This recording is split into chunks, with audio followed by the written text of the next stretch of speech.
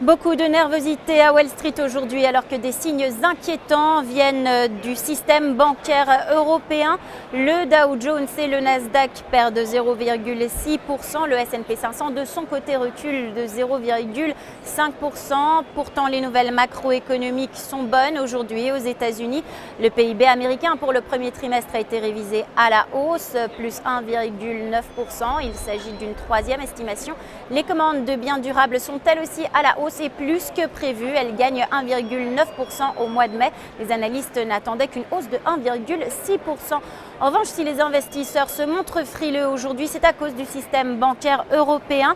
L'accord trouvé entre la Grèce et ses bailleurs ont bien entendu rassuré, mais un simple commentaire d'un membre du directoire de la BCE a provoqué la chute brutale des valeurs bancaires italiennes.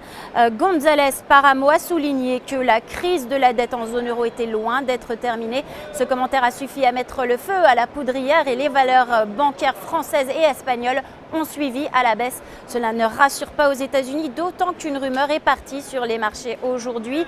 Sous couvert d'anonymat, un analyste a affirmé que les banques américaines pourraient arrêter de prêter aux banques françaises, ces dernières étant trop exposées face à la dette grecque.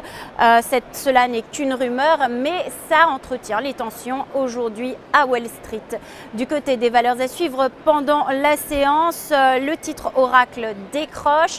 Les ventes du spécialiste de gestion de bases de données déçoivent pour le premier trimestre.